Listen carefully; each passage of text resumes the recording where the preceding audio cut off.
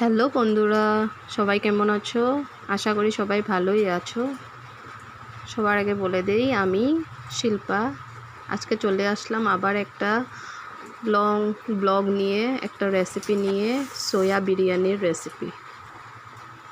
তো সয়াবিনটা বয়েল করে এরকম করে একটু বয়েল করবে, বয়েল করার পরে মিক্সিং জারে আধ ভাঙা করে নেবে।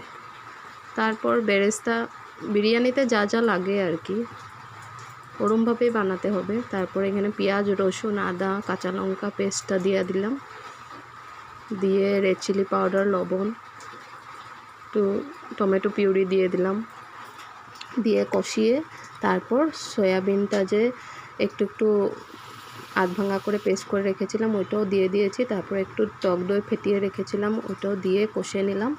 তা আলুটা তো ভেজে রেখেছিলাম, আলুটাও দিয়ে একটু কষিয়ে তারপর চালটা ধুয়ে রেখেছিলাম ওই চালটা দিয়ে একটু ভাজা ভাজা করে ডিমটাও দিয়ে দিলাম। তারপর এখানে বিরিয়ানি মশলাও দিয়ে দিয়েছি। তারপর এখানে পরিমাণ মতন জল দিয়ে, কুকারেও বানানো যায় কিন্তু আজ আমি কড়াইতে বানালাম। তো চাউলটা সিদ্ধ হওয়ার জন্য যতটুকু জল লাগবে অতটুকুই দিবে। তারপর এই যে হয়ে গিয়েছে, আমার বেরেস্তা দিয়ে দিয়েছি উপর থেকে। তারপর একটু বিরিয়ানি মশলা দিয়ে দিলাম আর লাস্টে নামানোর আগে ঘি দিয়ে দিলাম। এই দেখো কেমন হয়েছে বলবে তো, আর সবাই বানিয়ে ট্রাই করবে। সবে তো আমরা মাটন বিরিয়ানি, চিকেন বিরিয়ানি খাই। সয়া বিরিয়ানিটা কেমন লেগেছে সবাই একটু লাইক কমেন্ট করে জানাবে। আজকে এতটুকুই, টাটা।